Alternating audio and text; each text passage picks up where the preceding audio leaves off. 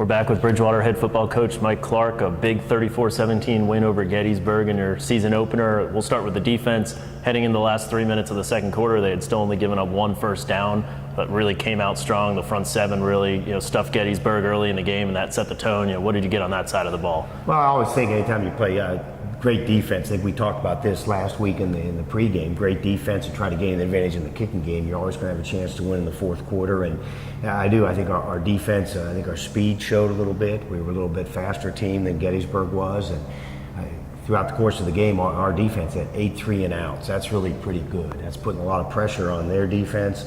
And by the same token, in the kicking game, we were able, Pepe did just really a great job of keeping them pinned down inside their own 15-yard line, and our defense did a good job of keeping them there. And that's a subtle statistic, but it really it pays off, with what they were dealing with and the speed that we had. They were going to have a tough time going the length of the field on us, and that proved to be true. Yeah, Pepe Gonzalez on 7 punts put 5 of them inside the 20, no returns, so that really helped the field position game. Now, given that, you would have thought maybe offense could have just ground out the clock, not taken any chances, and you might have won the game anyway. But ultimately, they took shots.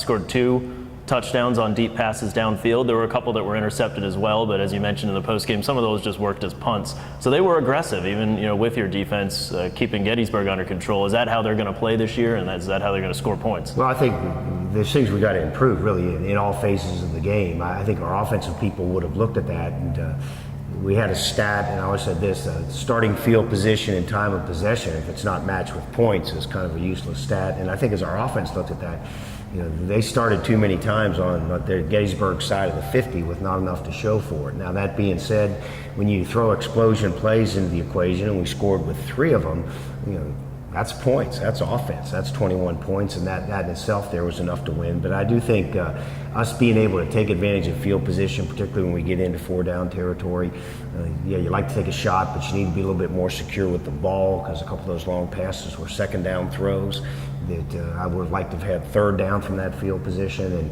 and we got to improve. I think we got to get a little more consistent with our ground game. I think we're not going to try to extend our defense with how we play. The pace of play isn't an issue. There's not going to be a lot of plays for us on the offensive side of the ball, but if that's how you're going to play, you better be efficient with the 70 that you run. Dimitri Gilepes did break a 52-yard touchdown run, though. It looked like he ran hard and really hit the hole pretty quickly, so at least it's something to build off there on the running game. Well, I think there was, and I think he and Matt Damasi, both their first time significant playing time for us. We lost a kid that we thought was going to be our starting tailback. He had to leave school, the beginning of the week, and that was a stomach punch right there. But I think that's what good teams do, is they step up. My hope is that I think all phases of the game we had some things we could be proud of and build on. But as I told them in the locker room, I think I showed them on Monday when we studied it, this is a team that really has to improve a lot in a lot of phases to beat better football teams.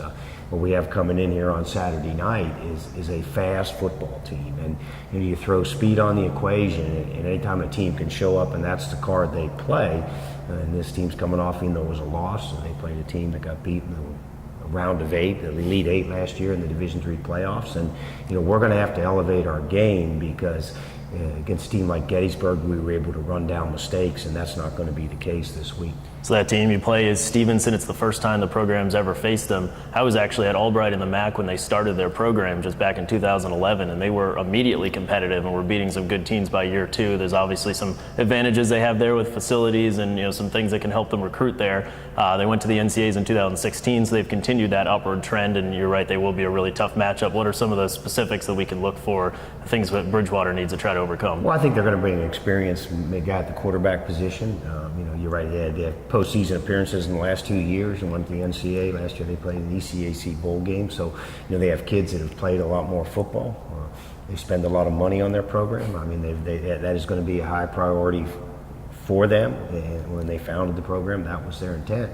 And I do think, but it's a good game for us to play. It's 2.5 hours. They're willing to play at night. We're going to do the same thing a year from now, and I think at this stage, a year ago in week 2, I had to go 7.5 hours on a bus to play a football game. So at some point, you get an opportunity to play a team that's convenient. It's convenient for our players. It's convenient for families and fans. A year from now, when we have to travel, and that's one of those contracts you have to sign, even though you know doing it, you're playing somebody that is going to be pretty good. But I think doing that in week 2 is a challenge that our team needs, and I think if we can go out there and compete, it'll be something that'll pay a dividend for us down the road.